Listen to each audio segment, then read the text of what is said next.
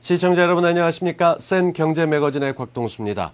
수도권 주변 시세의 50에서 70%에 불과한 보금자리 주택이 공급을 한 달 앞으로 남겨두고 있습니다. 이 주택 소비자들의 관심이 커질 수밖에 없는데요. 정부는 최근 보금자리 주택 공급을 획기적인 수준으로 올리겠다면서 발표한 바 있습니다. 때문에 수도권 지역에서는 분양시장의 보금자리 주택이 태풍의 핵이 되지 않을까 하는 전망인데요. 당분간 가장 뜨거운 이슈가 될 보금자리 주택에 대해서 오늘 알아보도록 하겠습니다. 더 빠르고 실속 있는 뉴스, 더 센 뉴스 시작합니다.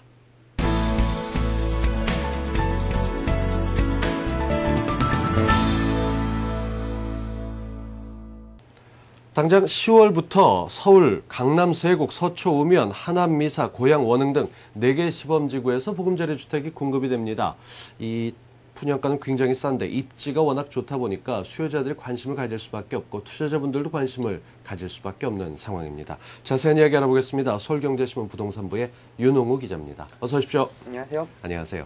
이 보금자리 주택이라는 얘기를 듣다 보니까 자꾸 이런 생각이 듭니다. 기존에 있던 그린벨트를 해제하고 지은 게 보금자리 주택인지 아니면 예전에 있었던 이 공공주택까지 다 포함하는 건지 의미부터 좀 짚고 시작하죠. 네, 갑자기 보금자리 주택이라는 새로운 용어가 나오다 보니 이게 무슨 주택인지 정확히 알지 못해 헷갈리는 소비자들이 많은 것 같습니다. 사실 보금자리 주택을 큰 의미로만 생각해 보면요. 그동안 정부나 주택공사 등 공공이 공급해왔던 모든 공공분양, 임대주택을 아우르는 개념이라고 보면 됩니다. 이들 공공주택을 정부가 앞으로 보금자리 주택이라고 부르기로 했는데요. 여기다 이번에 그린벨트를 해제해서 지어지는 보금자리 주택이 추가가 됐습니다. 그렇기 때문에 작은 의미로는 그린벨트 해제 지역에서 지어지는 주택을 보금자리 주택이라 불러도 무방할 것 같습니다. 네. 그린벨트를 해제해서 지어진다는 것은 분명 기타 공공주택과는 다른 의미가 있습니다. 일단 땅값이 매우 싸다는 것인데요. 분양가의 결정적인 바탕이 되는 땅값이 싸기 때문에 이른바 반값 아파트의 공급이 가능해지는 것입니다. 네. 수도권 그린벨트 지역은 대부분 서울과 매우 가까우면서도 또 주변 환경도 좋기 때문에 주거지역으로서는 최고의 입지를 갖추고 있다는 평가를 받고 있습니다. 때문에 강남 세곡지구, 서초 우면지구, 하남 미사지구, 고양 원흥지구 등 4개 시범지구의 인기가 매우 높을 것으로 예상되는데요. 전문가의 얘기를 한번 들어보겠습니다. 네, 이번에 공급되는 시범지구 4곳은 모두 서울 도심 접근성이 좋고 또 녹지가 많기 때문에 생활 환경이 쾌적한 편입니다.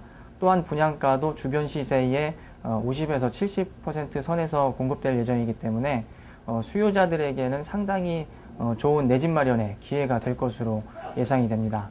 하남시의 경우에는 950만 원, 원흥의 경우에도 850만 원 정도의 공급을 한다고 하는데요. 이것도 마찬가지로 수도권 다른 그 택지지구의 분양가 상한제 아파트와 비교해도 분양가가 훨씬 저렴하기 때문에 자금 여력이 상대적으로 부족한 수요자들이 굉장히 이제 좀 내 집 마련을 하는 좀 절대적인 수단이 되지 않을까 이렇게 예상이 됩니다. 네, 그렇습니다. 바로 코앞으로 분양이 다가왔다 이렇게 볼 수 있을 텐데 이 4개 지구, 이 청약 자격은 어떻게 되고 이 공급 물량은 어느 정도나 됩니까? 네, 일단 4개 보금자리 주택 시범지구에는 정부가 공급하는 전용 85제곱미터 이하 공공주택 4만 4천 가구와 민간 건설사가 공급하는 민영주택 1만 6천 가구가 들어섭니다. 이 가운데 약 40%가량은 임대주택입니다. 나머지가 분양 아파트인데요. 일단 당장 10월에 사전 예약, 즉 1년 먼저 청약을 하는 것을 말하는데 네. 사전 예약 방식으로 분양되는 보금자리 주택 물량은 1만 5천 가구가량입니다. 공공주택이기 때문에 청약 저축 가입자만 청약을 할 수 있고요. 청약 예금이나 청약 부금 통장을 가지고 있는 주택 수요자라면 앞으로 1, 2년 후에 공급될 민영 아파트를 노려야 합니다. 정부는 민영 아파트 1만 6천 가구에 중대형과 중소형을 적절히 섞어서 공급할 예정인데요. 1, 2년 후 청약 예금 가입자는 중대형을, 청약 부금 가입자는 중소형을 청약하시면 될 것 같습니다. 전문가 얘기를 한번 들어보겠습니다. 청약 저축의 경우에는 다른 기준보다는 무조건 납입 금액과 납입 횟수를 늘리는 것이 가장 중요합니다. 청약 저축의 불이익이 최대 그 1회에 10만 원인 점을 감안했을 때는 연체하지 않고 꾸준히 납입 금액을 쌓아서 그 기준을 맞추도록 좀 노력을 하셔야 될 것 같고요. 특히나 이제 과거에 가장 인기를 누렸던 판교 신도시의 경우에 심지어는 이제 1,500만 원 이상, 가장 높을 경우 2,500만 원 이상도 그 당락이 가려졌던 점을 감안하면은 무조건 불이익 금액을 높이는 것이 이제 당첨선에 가까워지는 가장 큰 전략이라고 볼 수가 있고요. 네. 근데 이 보금자리 주택은 일반적인 청약과는 좀 다른 면이 있다고 들었습니다. 바로 특별 공급 물량 때문이라고 하는데 이 신혼부부를 배려하거나 젊은 분들 또 여러 가지 형태로 특별 분양을 받을 수 있는 방법이 뭐가 있는지도 궁금합니다. 네, 그렇습니다. 보금자리 주택에서 가장 주목해야 할 점은 바로 특별 공급 물량입니다. 정부가 공급하는 보금자리 분양주택의 무려 65%가 특별 공급 물량인데요. 사실상 특별 공급 물량이 일반 공급 물량보다 많다는 것을 의미합니다. 이 가운데 신혼부부 특별 공급 물량이 15%, 다자녀 가구나 장애인 등을 위한 공급 물량이 30%, 근로자 생애 최초 주택 청약 물량이 20%입니다. 여기서 좀 생소한 개념이 있는데요. 바로 생애 최초 주택 청약 물량입니다. 이번에 네. 도입됐는데요. 아직 모르시는 분들이 많을 것 같습니다. 생애 최초 주택 청약 물량은 청약저축에 2년 이상 가입하고 근로자 또는 자영업자로 5년 이상 소득세를 납부한 기혼자여야 하고요. 도시근로자 평균 소득의 80% 이하, 지난해 기준 월 312만 원 이하를 버는 사람들을 대상으로 합니다. 정부가 사회초년생들에게 주택을 공급하기 위해 이 같은 제도를 도입했는데요. 네. 당첨자도 청약 가점이 아니라 추첨을 통해서 가리게 됩니다. 반면 신혼부부 특별 공급의 경우 결혼한 지 5년 이내 신혼부부가 대상이고요. 소득 기준은 생애 최초 공급보다 덜 엄격한 맞벌이를 기준으로 할 때 도시근로자 월 평균 소득의 120%, 월 467만 원 정도를 기준으로 하고 있습니다. 네. 아무래도 내 집 마련을 하기 쉽지 않은 젊은 부부들을 대상으로 이렇게 배려를 하고 있다. 참 의무면으로 높이 평가될 수 있는데 말씀을 듣다 보니까 이 신혼부부 청약하는 거 하고요. 생애 최초 주택 청약하는 쪽하고 거의 겹칠 경우도 있을 것 같습니다. 이럴 땐 어떻게 하면 좋습니까? 네, 일단 특별 공급 사이에서는 하나만 선택을 하셔야 됩니다. 하지만 생애 최초 특별 공급 대상자가 신혼부부 특별 공급 대상자보다는 많을 것으로 보이는 만큼 두 가지 조건에 모두 해당된다면 신혼부부 특별 공급 물량 청약을 하시는 것이 경쟁률을 낮추는 방법이 되실 것 같습니다. 네. 또 특별 공급에 신청했다가 떨어지더라도 일반 공급 물량에 다시 청약할 수 있다는 점도 꼭 유념해 두시기 바랍니다. 네, 그렇군요. 공공 물량에 대해서 알아봤고요. 이번엔 민간 분양에 대해서 좀 알아보죠. 이 청약 예금, 부금으로 청약 가능하다 말씀을 하셨는데 이 주택들도 좀 경쟁력이 있습니까? 네, 보금자리 주택 가운데 공공주택은 말씀하신 공공주택은 사전 예약제로 대부분 1년 먼저 분양을 하고요. 네. 민간 건설사가 짓는 민영주택들은 1, 2년 후쯤에 분양이 시작될 예정입니다. 청약 저축이 없으시다면 당연히 이들 물량을 노리셔야 하는데요. 이들 주택 역시 그린벨트 해제 지역에 들어서기 때문에 땅값이 싸고 분양가도 저렴한 편입니다.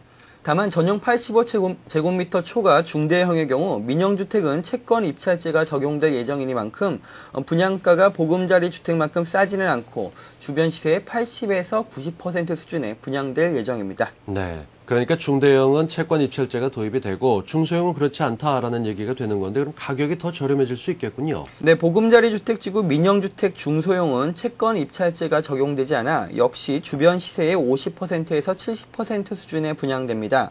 다만 이들 중소형 주택은 전매 제한 기간이 다른 택지보다 매우 길어진다는 점을 명심해야 되는데요. 시세 차익을 환수하지 않는 대신 주택의 황금성을 제한하는 것입니다. 현재 다른 공공택지 중소형 주택의 전매 제한 기간은 3에서 5년이지만 보금자리 주택지구에서 지어지는 주택은 공공이건 민영인을 막론하고 7에서 10년간 전매가 제한될 예정입니다. 네. 기본은 7년인데 주변 시세보다 30% 이상 쌀 경우 10년이 적용되는 것으로 보면 되고요. 싸게 사는 대신 좀 오래 살아라 이런 의미로 해석할 수 있을 것 같습니다. 네, 사실 뭐 시세 차익을 노리는 것도 있지만 실제 수요자 입장에서는 이 내 집 마련이 상당한 평생의 꿈 아니겠습니까? 그러면서 볼 때 이 주택 수요자들 입장에서는 보금자리 주택을 무조건 기다리는 게 좋을까요? 아니면 다른 일반이나 공공주택 분양되는 택지 뭐 이런 쪽들을 기다리는 게 좋을지 좀 혼란스러운 부분도 좀 있습니다. 어떻게 하는 게 좋겠습니까? 네, 보금자리 주택이 분양가가 매우 저렴하고 입지도 좋기 때문에 굉장히 매력적인 주택인 것은 사실입니다. 그러나 일단 공공주택, 즉 청약저축을 사용해야만 들어갈 수 있는 물량이라는 점이고요. 또 전매 제한 기간이 매우 긴 것도 사실입니다. 네. 싸게 공급하다 보니 마감재 등의 수준도 민간 건설사가 짓는 아파트보다는 다소 떨어질 것으로 예상됩니다. 또 경쟁이 워낙 치열할 예정이기 때문에 특별 공급이 아니라면 웬만한 청약 가점을 가지고는 당첨되기도 어려울 것 같습니다. 이 때문에 자신의 통장이나 청약 가점 수준 등을 꼼꼼히 따져서 보금자리 주택에 좀 들어가기 힘들다 싶으시면 네. 다른 공공택지 등에서 좋은 기회를 노려보는 것도 하나의 방법이 될 것 같습니다. 그렇습니다. 이 가격이 아무래도 이 주변 시세에 비해서 뭐 평균 한 40% 정도 저렴하지 않습니까? 때문에 많은 분들이 청약으로 몰릴 게 분명합니다. 장단점 잘 따져보셔서 내게 맞는 주택인지 정보 얻어 가시기 바랍니다. 서울경제신문 부동산부의 윤홍우 기자와 함께했습니다. 고맙습니다. 감사합니다. 우리 경제에 반짝이는 흐름이 보이는 시간 재테크 플러스입니다. 남들과 똑같이 해서는 성공에 다가서기가 어렵습니다. 때문에 저마다 특별한 전략을 들고 세상에 맞서곤 하는데요. 커피숍에 갔다 문화 행사를 즐기고 찜질방에 갔다 건강진단을 받는다. 이러면 어떻겠습니까? 이 하나의 가격으로 2개, 3개까지 소비자의 마음을 꿰뚫어본 전략으로 소비자 사업자 모두 윈윈하고 본물 터지듯 혜택이 쏟아지고 있는 현장에 있습니다. 재테크 플러스에서 함께 가보시죠.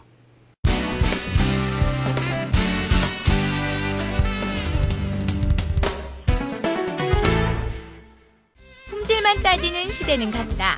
바야흐로 서비스가 경쟁력인 시대가 도래했으니 요즘 같은 시대에 서비스 그중에서 좀 특별한 서비스를 좀 따져보고 하는 게 좋은 것 같아요. 아무래도 같은 값이면 혜택이 하나라도 더 있는 게 좋은 것 같아요. 치열한 경쟁 속에 살아남기 위한 톡톡 튀는 아이디어 전쟁. 한 번에 3가지를 누리는 느낌이랄까요? 안 어울리는 듯 어울리면서 뭔가 색달라요. 배보다 배꼽이 더 큰 무한 서비스의 세계. 재테크 플러스에서 3마리 토끼를 잡아가세요. 명동 한복판에 별난 휴식소가 있다는 소문. 그 문제 장소로 찾아갔는데요. 유럽풍 인테리어에 감미로운 멜로디까지. 겉으로 보기엔 커피숍인데 과연 무엇이 다를까요? 그때 접시 하나씩 들고 분주해지는 사람들. 뷔페집도 아니고 다들 어디로 가시나요? 여기가 커피랑 빵을 마음껏 즐길 수 있는 셀프바예요. 다른 카페와 차별화된 공간이 한쪽 구석에 숨어 있었다는 사실. 그런데 셀프하면 공연이 귀찮지 않을까 하는 우려도 잠시. 저희가 셀프바의 코너에는 3종류의 빵이 준비되어 있는데요. 여기에는 모닝과 식빵과 바게트하고 그리고 커피하고 허브차가 준비되어 있습니다. 이거를 무한정으로 이용을 하시는 게 3,900원에 이용 가능하신 코너입니다. 커피값도 만만치 않은 요즘 저렴한 가격에 빵까지 함께 즐길 수 있으니 손님들에게 인기 만점. 학생들이 이용하기에 좋은 것 같고요. 3,900원에 빵도 무한리필이고 커피 질도 좋은 것 같아서 여기 자주 와요. 하지만 이게 다가 아니다. 든든하게 속을 채웠다면 또 다른 혜택을 즐길 차례. 그런데 신발은 왜 벗는 거죠? 저희는 이것 때문에 왔어요. 2번째 즐길 거리. 발의 피로를 날려준다는 닥터 피시타. 재밌어요. 물고기가 이상하게 저한테 와요. 2,000원만 추가하면 색다른 데이트도 문제없는 도심 속의 휴양지. I feel good. Yeah, really good. It feels like when your foot falls asleep and you get pins and needles. It's a very interesting sensation, but it's fun. 그리고 마지막 서비스. 눈치채셨나요? 도서관을 방불케 하는 이곳은 천여 권의 소설책부터 잡지까지 골라볼 수 있는 북카페로도 변신. 私は一人でカフェとか行くのがすごい好きなんですけど、日本だと結構一人で入りやすい場所がなくて、ここを見た時に一人でも入りやすくて、でかつ時間とかもすごいうまく利用できる場所だなって思ったので、日本にも欲しいと思いました。 비치되어 있는 책들도 많고 닥터 핏이나 우선 제일 좋은 거는 이제 커피든 허브차가 있어갖고 많이 뭐 리필해서 먹고 빵도 얼마든지 배부르게 먹을 수 있는, 특히 뭐 이제 친한 사람 만나면은 시간을 좀 많이 요하는 일도 이제 이야기하면서 참 편안하다 그럴까요? 아주 좋은 것 같습니다. 많이 이용하고 싶은 그런 장소입니다. 바쁜 일상에선 뭐든지 한 번에 일석삼조 카페 변신은 계속된다. 서비스의 세계, 이번엔 미용실. 일단 머리하러 오는 손님들의 유형을 살피면 이걸로 해주세요. 이 머리 좋은 것 같아요. 가이드북의 도움을 받는요. 요새 유행하는 물결 펌 그걸 좀 해주세요. 이 스타일대로 해주시면 안 될까요?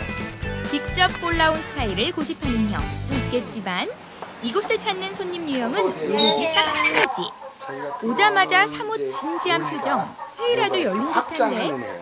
아, 여기 사주를 가지고 헤어스타일도 결정하고요. 사주팔자 가지고 머리 스타일, 패션 스타일을 결정해 주는 거죠. 조언을 해주는 거죠. 역학을 공부한 원장님 덕분에 머리 손질에 앞서 인생 상담을 먼저 하는 손님들. 사주에 맞는 헤어스타일이 따로 있다고 하니 어때요? 만족하세요? 저는 좋게 나왔다고 생각을 해요. 머리 하기 전에 이렇게 사주도 보고 그리고 나서 이제 거기에 대한 조언도 듣고 하니까 머리 다 하고 난 다음에 어떤 머리가 나올지도 더 궁금하고요. 기분도 더 즐거운 것 같아요. 아무리 얼굴형에다 잘 맞춰줘도 안 되고 잘 맞춰줘도 그 사람이 싫으면 싫은 거예요. 그래서 사람의 마음을 빨리 손쉽게 파악할 수 있는 거, 고객 등록하다 보니까 생년월일을 쉽게 알 수 있고, 그럼 그걸 가지고 손님의 마음을 알아서 좋게 해주자. 그러다가 계속 공부하다 보니까 이왕이면 그 사람한테 더 행운이 가는 스타일도 잡아주자. 이렇게 된 거죠. 사주에 따라 헤어뿐 아니라 패션에서 메이크업, 스타일까지 조언을 아끼지 않으니 이곳이 미용실인지 사주 카페인지 분간이 안 갈 정도. 단골 손님 모시기에 이만한 서비스가 또 있을까? 오늘도 손님 한 분 한 분에게 조언을 아끼지 않는다. 화장을 독특하게 하면 그것에 대한 건강이 나빠져요. 재밌죠. 사주도 봐주고 하니까 머리 하면서 지루하지도 않고 또 웃을 수도 있고 공감대 형성이 된다고 그럴까요? 독특한 것 같아요. 머리 했으니까 비장의 무기를 한번 보여줄게요. 기대해. 원장님만의 비장의 무기. 과연 그것은? 기타? 손님들 지루하니까 그 지루함을 달래주려고 내가 노래도 합니다. 여기서.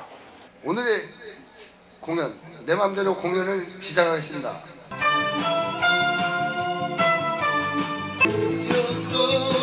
연주 실력까지 출중한 원장님, 즉석 라이브 공연을 펼쳐주시니 손님들 지루할 날이 없단다. 사주를 보고 이제 머리 스타일 정해서 결정해 주신다는 게 굉장히 특색 있고 되게 재밌는 것 같아요. 재밌습니다. 사주도 보고 하면서 이렇게 특색 있는 미용실 처음이었던 것 같고요. 제가 원하는 스타일은 좀 웨이브가 많고 저 그런 걸 원했는데 또 이 머리도 차분해 보이고 괜찮은 것 같아요. 마음에 들어요. 제가 2달에 한 번씩 왔는데 보름에 한 번씩 오려고요. 우리 원장님 짱이에요. 일석삼조의 혜택 세 번째. 이번엔 후끈한 열기가 가득한 포천의 한 찜질방. 피로 풀기가 한상인데 거의 여기서 살다시피 했어요. 휴가를 여기서 한 달 동안 여기서 보냈어요. 일주일에 한 번 이상 오는데요. 피로 푸는 데는 이 찜질만 한 게 없어요. 그런데 한쪽에서 뭔가를 뿌려대는 사람들. 지금요 우리 몸에 좋다고 그래서 무 좀 제거하려고 목초에 지금 스프하는 거에 뿌리는 거. 각종 세균을 없애주니 찜질방을 찾는 손님들에겐 더없이 고마운 공짜 마사지. 저는 뭐 특별하게 안 좋은 일 없는데 이걸 뿌리고 나면 개운하고 기분이 좋고 하여튼 최고입니다. 네, 목초액은 참나무를 떼우면서 그 참나무의 연기가 나가면서 이제 발생이 되는 게 목초액인데 뭐 무좀이나 아토피 이런 부분들이 좀 많이들 있으신 것 같더라고요. 그래서 이용하시는 분들이 좋다라고 해가지고 저희가 이제 무료로 비치하게 됐습니다. 시원하게 목초액 샤워를 마치면 뜨끈한 재래식 불가마로 직행. 늦더위에 이열치열, 묵은 피로를 말끔히 씻어준다. 안 뜨거우세요?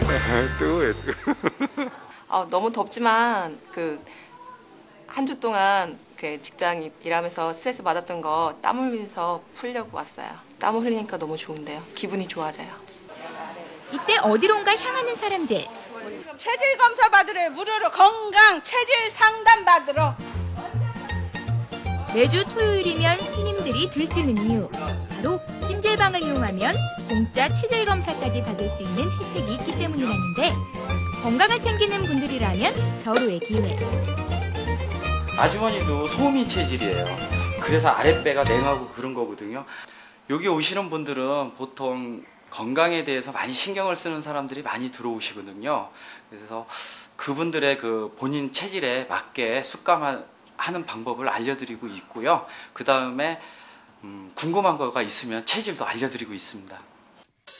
어디서도 본 적 없는 이곳 찜질방만의 무한 혜택. 서비스를 누리는 만큼 기분이 즐거워지는 건 당연지사. 돈도 안 들고 무료로 체질 검사를 하게 돼서 너무 좋아요. 기분이 굉장히 좋았어요. 독특한 걸 내가 본 것 같아, 느낀 것 같아. 내가 내 건강을 위해서 체크를 받았다는 게 굉장히 기분이 좋아요. 많으면 많을수록 누리면 누릴수록 행복해지는 멀티 서비스. 한 가지 비용으로 세 가지 혜택을 가질 수 있다면 결코 포기할 수 없다.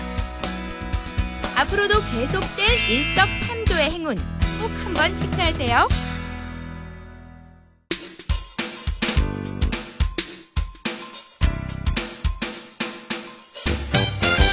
네, 전문가와 함께하는 잘 벌고 잘 사는 법 시간입니다.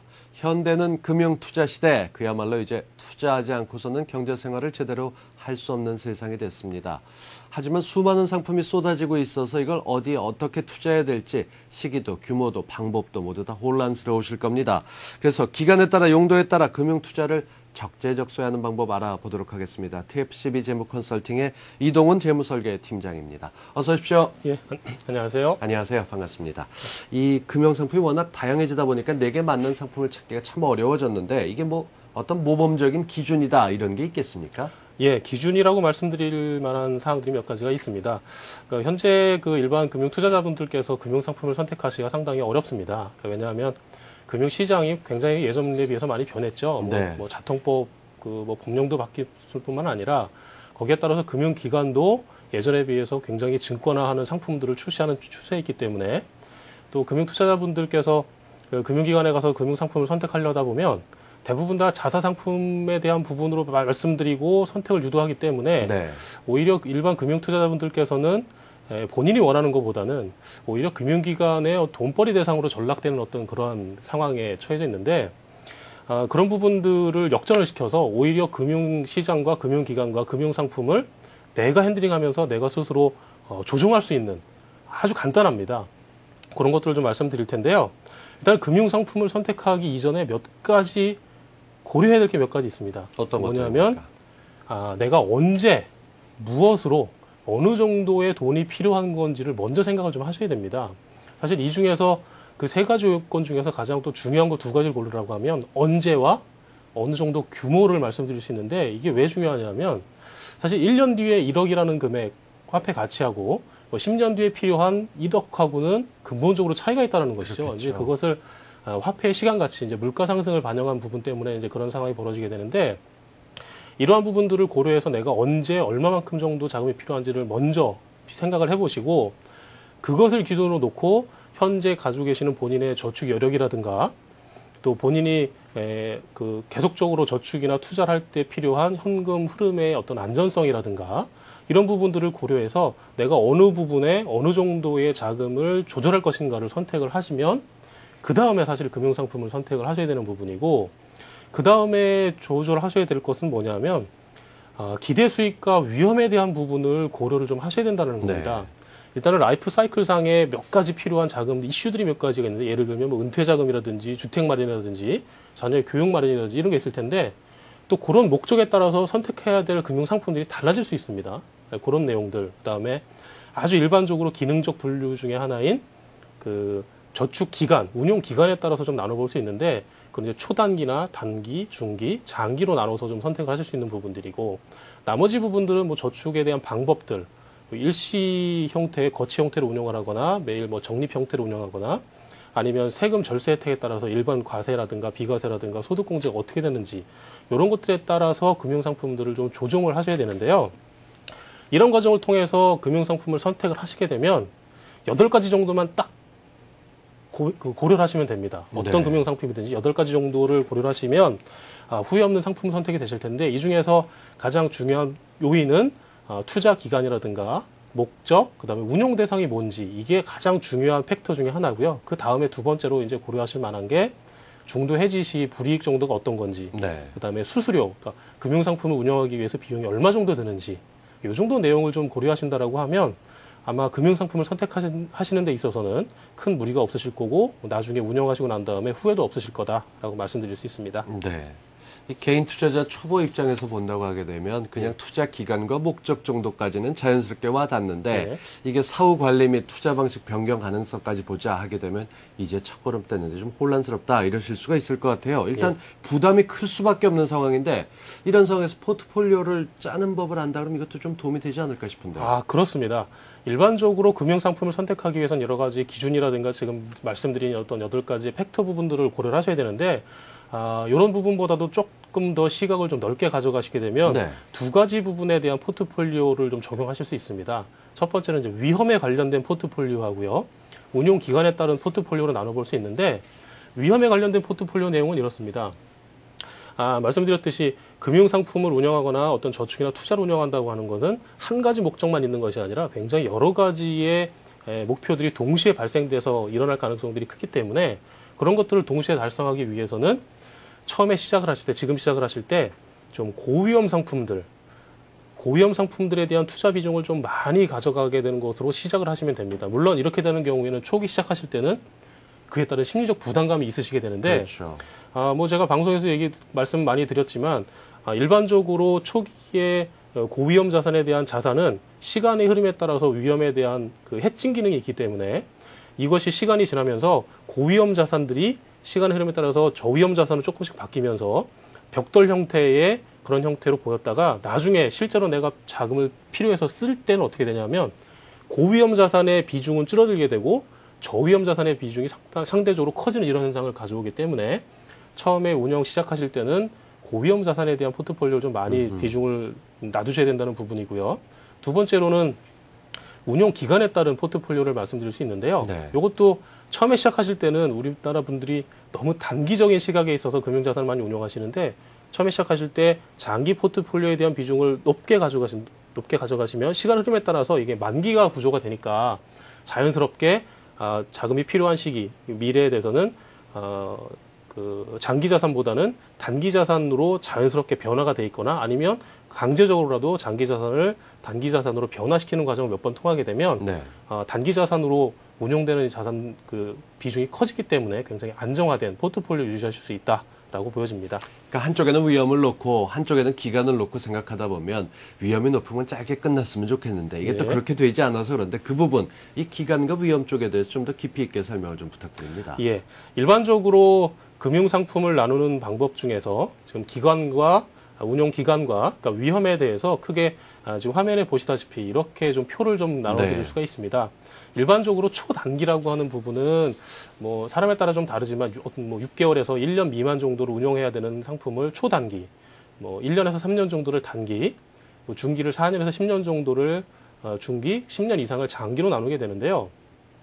각각의 기간에 따라서 저위험과 중위험과 고위험에 대한 상품군을 나눠드렸습니다. 아주 한눈에 보셔서 아시겠지만 초단기나 단기 상품의 같은 경우에는 주로 좌하단 쪽에 많이 몰려져 있는 상품 부분을 보시게 되는 거죠. 주로 저위험이나 조금의 위험을 수반하는 중위험 정도의 포트폴리오가 많이 돼 있지만 단기나 중기 정도로 넘어오면서부터 이 상품 구조가 어떻게 되냐면 중기 상품 구조로 많이 바뀌게 되고요. 또 장기로 가면 갈수록 중위험과 고위험 상품에 대한 포트폴리오가 커지는 것을 보실 수 있으십니다. 이 특징은 결국 뭐냐면 처음에 내가 자산 운용을 시작하실 때는 10년 이상의 장기 자금을 중심으로 운용을 하시면서 자연스럽게 좌하단 쪽에 중위험, 저위험의 초단기, 단기 자금으로 변화시켜야 되는 부분을 가져가시면 좋겠다라는 부분을 이 표로 보실 수 있으십니다. 네, 초단기, 단기, 중기, 장기 10년 이상이 아니라 5년만 넘어도 장기자는 분들 있지만 실제로 투자 개념에서는 10년 이상 돼야 장기다. 그러면 이 초단기부터 상품들의 특징을 좀 짚어보죠. 일단 초단기 상품 같은 경우에는 제가 말씀드렸듯이 1년 이내에 필요한 자금들을 이제 운용을 하는 상품이다 보니까 아무래도 가장 우리가 손쉽게 접할 수 있는 금융 상품들입니다. 일반적으로는 비상예비 자금, 비상금이라는 부분의 개념을 같이 활용하는 측면이 보여지는데요. 금융상품을 운영하기 위해서 분류하는 과정 중에는 수익성이라든가 안정성이라든가 황금성이라든가 이런 부분들을 좀 고려를 해서 조정을 하게 되는데 초단기 자금의 가장 큰 특징은 그 세 가지 요인 중에서 환금성에 가장 큰 비중을 두고 운용을 한다는 점이죠. 왜냐하면 네. 내가 언제든지 써야 되는 어떤 그런 비상예비 자금의 그렇죠. 성격이다 보니까 그래서 해당 상품으로는 화면에 보시다시피 뭐 MMDA라든가 MMF, 뭐 CMA, RP, CDCP, 발행어음, 뭐 저축예금 이 정도의 상품들을 좀 들 수 있는데요. 특징적인 부분은 보시면 금방 눈치채셨겠지만 은행이나 증권사 거래 위주의 상품이 돼 있고 보험사 위주의 거래된 상품은 거의 없다라는 특징입니다. 그러네요. 예. 황금성에 대한 특징 때문에 그러죠. 이 중에서 좀 관심을 가져오실 만한 상품들은 뭐 발행어음, 그러니까 종금사 자체 발행하는 채권 상품인 발행어음이라든가 일정 기간 지난 후에 그 발행한 회사에서 다시 되사는 것을 전제로 해서 판매하는 RP 상품들을 좀 관심을 가져보실 만한 상품이고요. 그다음에 가장 중요한 초단기 상품 중에 가장 중요한 포진을 차지하고 있는 게 CMA입니다. 네. 최근 들어서 가장 운영 규모도 커지고 운영하는 계좌 수도 굉장히 많이 늘어나고 있는데요. 뭐 일각에서는 뭐 CMA 대전이라고 할 정도로 그렇죠. 뭐 은행이나 증권사에서 자금을 유치하기 위해서 각축전을 벌이고 있는데요. 나름대로의 장점들도 많이 가지고 있습니다. 뭐 소액 결제 제도를 통해서 뭐 소액 결제도 가능하다는 부분들을 그다음에 초단기 자금을 운영하면서도 어느 정도의 수익률을 보존할 수 있다는 장점 때문에 CMA 상품들을 많이 운영하시는데 이런 부분에 좀 더 관심 가져보시는 것도 괜찮을 것 같습니다. 네. 그러니까 익숙한 금융 상품을 많이 나왔다 하게 되면 이게 초단기에만 익숙하다 이렇게 보실 수도 있을 것 같습니다. 이제 좀 다양한 상품으로 넓혀갈 필요가 있는데 1년에서 3년 정도 투자하는 단기 상품들은 어떤 게 있습니까? 예. 1년에서 3년 정도 운영하는 상품들을 이제 단기 상품이라고 구분을 짓는데요.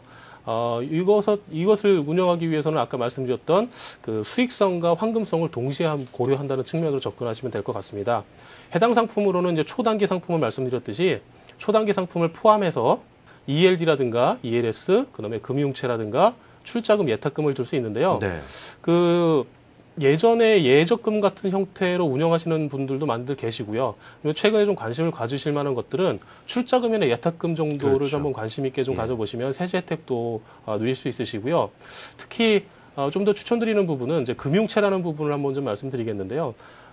단기 금융 상품에 있어서는 이제 채권 상품에 대한 포지셔닝도 어느 정도 유지하시는 것도 바람직해 보이기 때문에 그런 측면에서는 금융채 정도를 좀 유지해 보시는 것도 괜찮다라고 말씀드릴 수 있는데 단기 금융 상품의 내용을 잠깐 보시면 아시겠지만 이제 지금부터 약간씩 그 증권, 주식과 연계된 상품들이 일부 보이기 시작을 한다는 것이죠. 이거는 네. 이제 내가 어느 자산에 투자할 것인가에 대한 투자 자산에 대한 어떤 그런 변화가 나타난다 이렇게 좀 보시면 될 것 같고요. 예, 그렇습니다. 네. 1년에서 3년까지 알아봤고 이제 투자 기간, 운용 기간을 4년에서 9년, 10년 정도 잡는 중기. 예. 이 중기 투자되는 상품들은 의외로 많은 분들이 잘 모르실 것 같습니다. 이쪽도 좀 천천히 짚어주시죠. 예. 일단 그 단기 상품과 중기 상품을 구별짓는 그 요인 중에 하나가 자산에 대한 구분입니다. 내가 어느 자산에 투자할 것인가가 가장 큰 특징 중에 하나로 나타나게 되는데요. 예를 들면 중기 상품, 단기 상품 같은 경우에는 은행 예적금 같은 부분들이 예전에 많았던 부분이고 중기 상품에도 예전에는 주로 은행권의 예적금 상품이 주를 이루고 있었습니다만 최근에는 주식형 자산에 대한 관심도 높아지고 많은 투자자분들께서 주식에 대한 관심들을 많이 운용을 하시는 게 현재의 뭐 트렌드입니다. 주요 상품으로는 뭐 장기주택 마련 펀드라든가 그다음에 국내나 해외의 주식형 펀드들, 그다음에 ETF 상품들 이런 상품들 외에도 뭐 해외 실물 펀드라든가 에너지 펀드, 그다음에 일부 부동산 펀드 같은 것들도 이런 중기 금융 상품들에 포함될 수 있는데요. 이 중기 상품의 가장 큰 특징은 수익성에 포커스를 맞췄다는데 큰 특징이 있습니다. 네. 그러다 보니까 어느 정도의 위험을 조정해야 될 필요성도 느껴지는 부분인데요. 이 중에서 좀 더 관심을 좀 가지실 만한 것들은 뭐 국내외 그 주식형 펀드 같은 경우에는 워낙 뭐 이미 투자자분들께서 경험도 많으시고 지식도 많으시다 보니까 국내 주식형 펀드보다는 오히려 저는 지난 시간에 제가 말씀드렸던 뭐 상장지수 펀드 ETF나 후순위채 정도가 가장 적당하지 않을까라고 생각이 됩니다. 네, 그렇습니다. 이 중기라고 하게 되면 아무래도 펀드나 주식의 비중이 조금씩 높아진다 이렇게 보시면 될 것 같은 느낌인데요. 이 장기 생각들은 많이 하지만 잘 못하고 있는 투자가 장기 투자 아니겠습니까? 예. 이쪽에 대한 상품들도 좀 소개를 해주시죠. 예, 그 장기 투자라고 하면 특히 우리나라 투자자분들께서 굉장히 꺼려하시는 부분들 많이 계시고요. 또 어느 분들은 뭐 기준의자가 10년 이상을 장기라고 말씀드렸지만 어느 분들은 뭐 5년 이상만 돼도 장기다라고 하시는 분도 계시고 여러 가지 분류가 있습니다만 일반적으로 10년 정도 이후를 장기로 분류를 하고 있습니다. 일반적으로. 그래서 그 운용되는 상품들을 보면 주로 은행권보다는 뭐 증권이라든가 보험사에서 운영하는 상품들로 많이 구성되어 있는데요. 장기 상품에 같은 경우에는 한 가지 반드시 이해하셔야 할 특징이 하나 있습니다. 좀 전에 말씀드렸던 화폐 시간 가치라는 부분, 물가 상승이라는 부분을 반드시 고려를 하셔야 되는데요. 왜 다른 그 기관에서보다 왜 장기 부분에 있어서 그런 걸 더 따지냐 하면 일상적으로 그 인플레이션 때문에 화폐의 구매력 가치가 떨어지기 때문에 그 물가 상승을 회복하기 위해서는 최소한 물가 상승 이상 정도의 투자 수익을 보존시켜줘야 된다는 필요성이 있다는 거죠. 그렇다 보니까 아무래도 장기 상품의 가장 큰 그 자산 운용의 특징은 주식형 자산으로 운용돼야 되는 특징들을 보이고 있다는 부분들이고요. 그러다 보니까 주로 상품 중에도 인텍스 펀드라든가 상장지수 펀드라든가 뭐 보험회사의 변액연금보험이라든가 변액 유니버셜 보험 같은 것들이 주류를 이루고 있고요. 뭐 지난 시간에 제가 말씀드렸던 라이프 사이클 펀드도 가장 관심을 가져볼 만한 그 상품 중에 하나인데 이 중에서 오늘 좀 말씀드릴 사항은 이제 그 변액 연금보험과 변액 유니버셜 보험입니다. 또 우리 투자자분들께서 또 가장 꺼리시는 게 장기 상품의 뭐 보험 상품이라고 하면 더더군다나 꺼리시는 상품이지만 걱정스러워하시죠. 예. 그럼에도 불구하고 왜 장기 상품 중에 있어서 가장 큰 장점을 나타내냐면 투자 자산에 대한 비율뿐만 아니라 그 수수료, 비용에 대한 부분을 반드시 한번 좀 금융상품 운용하실 때 따지고 넘어가야 되는데 이 10년 이후에 운영되는 상품 중에 있어서 비용에 대한 부분을 고려했을 때 가장 유리한 상품 중에 하나가 변액연금보험이라든가 변액 유니버셜 보험이기 때문에 단기나 중기에서 운영했을 때는 상대적으로 좀 좀 핸디캡을 갖고 있는 상품이라고 보여지지만 10년 이후에 운영되는 상품이라고 한다라고 하면 이런 상품 정도를 한번 관심 가져주시는 것도 괜찮지 않을까라고 생각이 됩니다. 영국 속담이던가요? 끝이 좋으면 다 좋다라고 얘기했는데 사실 장기 투자 상품들을 단기별로 잘라서 볼 때 되면 기복이 심하거나 수익률이 거의 없다라고 하지만 말씀하셨던 대로 시간이 오래되면서 이 물가 상승률도 어느 정도 커버하고 또 수익도 오르게 된다면 관심을 가질 수밖에 없습니다. 그럼에도 불구하고 이 장기 투자가 마음 먹기가 쉽지 않습니다. 오죽하면 5년이 장기다 이런 얘기까지 나왔겠습니까? 그런 면에서 볼 때 이 장기 투자를 어떻게 하는지 효과적인지 이 부분도 좀 짚어주십시오. 예, 일반적으로 10년 이상의 장기 투자가 필요합니다. 왜냐하면 인생의 라이프 사이클을 놓고 보시다시피 뭐 1년 이후에 은퇴를 한다고 하더라도 1년 이후에 은퇴 자금을 바로 한꺼번에 다 필요한 게 아니라 적어도 20년, 30년 정도의 은퇴 기간이 필요하기 때문에 그 정도 기간이라고 하면 지금 그 운용 기간에 따른 분류를 놓고 본다라고 하면 단기 상품으로 운영할 필요도 있지만 10년 이후의 어떤 그 삶을 위해서도 장기 상품을 가져가야 될 필요성이 반드시 존재한다는 것이죠. 이런 것들을 준비하기 위해서는 크게 두 가지 부분으로 좀 분리가 되는 현상을 보이는데요. 한 부류는 처음서부터 10년 이상의 장기 상품을 운영하시는 부류로 나눠지게 되고요. 또 어떤 한 부류는 뭐 3년이나 5년 단위로 재투자하는 부분으로 이렇게 나눠지게 되는데 좀 결과를 놓고 따져보면 오히려 단기 상품으로 재투자를 하시는 것보다 처음부터 장기 상품의 포트폴리오를 유지하시는 게 기대 수익이라든가 위험의 부분을 조정할 수 있다는 장점들을 가지고 있다는 부분으로 보여집니다. 그래서 따라서 제 생각에는 단기 상품으로 여러 번 롤오버 하시는 것보다는 유지하시는 것보다는 처음부터 초단기, 단기, 중기에 대한 포트폴리오를 조정을 하셔서 거기에 맞도록 자산 배분을 하셔서 유지하시는 게 오히려 가장 현명하지 않을까라고 생각이 됩니다. 네. 그렇습니다. 이 장기 투자라고 하는 것, 시간이 상당 부분을 해결해 줄 수 있습니다. 이 투자 위험도 줄여주게 되고 수익에 대한 보장도 생기기 때문에 이 단기나 초단기 투자 쪽에서 아니면 중기까지 해보셨던 분들 이제 장기에 도전해 보시면서 그 결과의 성공을 남들과도 좀 나눠주시면 어떨까 싶은 그런 생각입니다. TFCB 재무 컨설팅의 이동훈 재무설계팀장과 함께했습니다. 오늘 말씀 잘 들었습니다. 예, 감사합니다. 고맙습니다. 네. 요즘은 일회용이 주류를 이루고 있습니다만 지금 40, 50대 분들은 경험도 해보셨을 테고 또 어머니 세대들은 직접 사용을 많이 해보셨을 천기저귀 얘기 좀 해보겠습니다. 이 때를 쏙쏙 빼서 빳빳하게 말리고 햇살에 덜어서 살균한 후에 접어서 사용하는 천기저귀. 요즘 천기저귀 업계에 여러 가지 장점이 부각되고 있긴 합니다만 사용의 불편 때문에 어려워서 본의 아니게 일회용 쓰시는 분들도 많으실 겁니다. 그런데 기저귀가 땅콩 모양이라서 접고 갤 필요가 전혀 없고 아주 편리하게까지 한 제품이 나와 있대서 화제입니다. 대박 상품을 냈다 이렇게 소개를 해드려도 전혀 부족함이 없을 것 같은데요. 펀비즈의 최영 대표를 퍼스트 클래스에서 만나봅니다.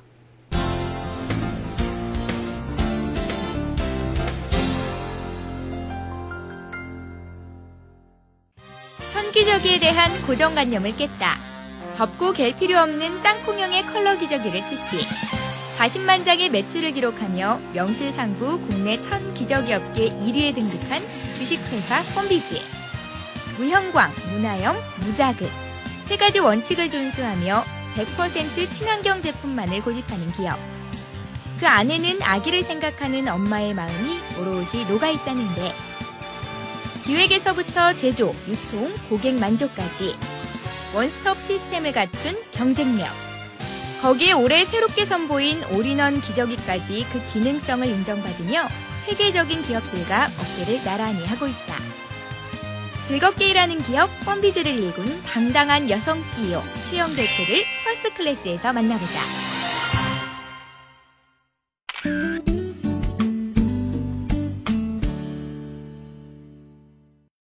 저는 사녀 중 막내로 태어나서 이제 어린 시절부터 사실 조카들을 많이 봐왔었거든요. 그러다 보니까 기저귀도 많이 갈아주게 되고 갈다 보니 상당히 불편한 점도 많이 느꼈었는데 아이템을 사업화하기까지는 조금 어려웠었죠. 그러다가 사회에 나와서 해외 사업 팀장하면서 외국에 많이 다니다 보니까 이런 제품이 있으면 참 좋겠다.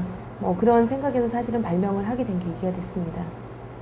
굉장히 많은 반대를 주변에서 했었고요. 왜 하필이면 천기저귀냐. 요즘에 다 일회용을 쓰는데 누가 천기저귀를 쓰겠냐라는 얘기도 했었고, 심지어 이제 과연 해외 사업 팀장이 맞냐, 네가. 예. 왜냐면 그 정도로 보는 눈이 없었냐, 이런 얘기도 사실 주변에 좀 많았었고요. 근데 열정이 있었어요. 그리고 자신감이 있었고, 무엇보다 요즘에는 환경이 굉장히 이슈가 되기 때문에 환경을 지킬 수 있는 아이템이기도 하고 해서 확신을 갖고 시작을 했습니다.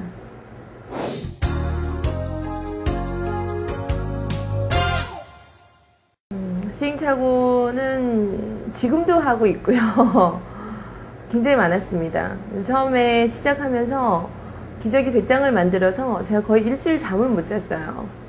이걸 과연 누구한테 팔 것이냐, 어디에 팔 것이냐. 그러니까 막상 시작을 하고 나니까 두려움이 사실 굉장히 많았었고, 그래서 100장을 파는데 한 보름 정도 시간이 걸렸던 것 같아요. 많은 디자인을 했었어요. 많은 형태도 했었고, 그런 시행착오를 겪으면서 기능적이랑 인체공학적으로 잘 맞는 그 형태가 사실은 땅콩 모양이었기 때문에 저희가 선택을 하게 된 겁니다. 첫 출시를 했을 때는 상당히 냉담했죠, 시장이.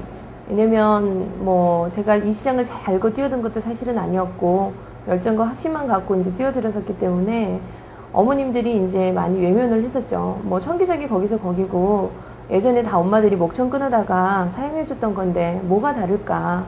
그래서 굉장히 많이 냉담했던 시장이었었는데 저희가 많은 이제 그 홍보도 하고 집중 노력도 하고 소비자 직접 찾아가기도 하고 이제 이러면서 어머님들이 직접 써보시더니 너무 좋다 라는 게 이제 입소문이 퍼지기 시작하면서 저희가 이제 디딤돌이가 됐던 계기가 된 것 같습니다.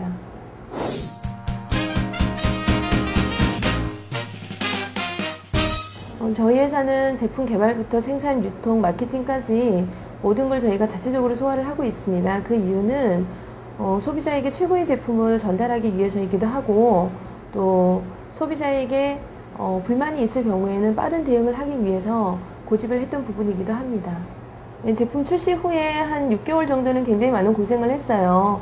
그러니까 소비자들이 몰라서 그동안 냉담했던 부분들을 저희가 이제 박람회 참가하면서 직접 소비자들 만나보고 홍보를 하다 보니 어머님들이 굉장히 뜨거운 관심을 가져줘서 저희도 그에 이제 더 많은 자신을 갖고 본격적으로 저희가 판매를 하게 되었습니다. 네, 여러 종류의 제품이 있는데 가장 인기 있는 제품은 땅콩 기저귀와 올인원 기저귀입니다. 땅콩 기저귀의 가장 큰 특징은 적고 갤 필요 없이 여러 겹으로 압축되어 있어서 흡수력을 극대화시킨 기능성 제품이고요. 올인원 기저귀는 특허받은 자체 기술로 원웨이 액션이라는 기술을 통해서 2, 3회까지 그 배뇨가 가능하도록 설계되어 있습니다. 또한 세계 최초로 방수 기저귀를 삶을 수 있도록 설계되어 있어서 세계적으로 많은 어머님들이 지금 관심을 갖고 있습니다.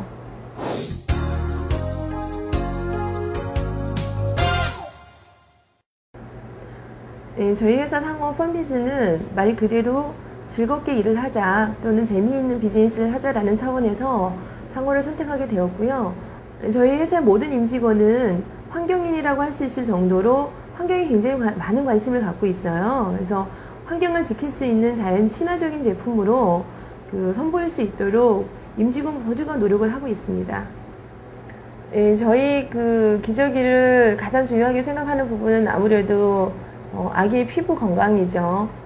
예, 저희 청기저귀를 사용함으로써 아기 피부가 좀 더 보호될 수 있도록 극대화시키려고 노력을 하고 있고, 또 사용하면서의 일단 편리함도 있어야 되고요. 또 기능성 제품이다 보니까 흡수력도 좋아야 되고요. 또 재활용이 지속적으로 가능한 제품이기 때문에 또 건조력도 뛰어나야 되고요. 그래서 기능적인 부분들을 굉장히 많이 중요하게 생각을 하고 있습니다.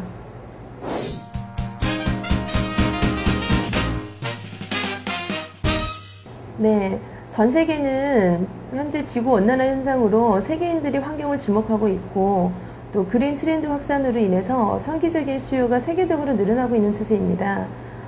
국내에서 저희 베이비양이 1위뿐만 아니라 세계 시장에서도 청기저귀 분야에서 1위를 할 수 있는 회사의 목표를 두고 최선을 다하고 있습니다.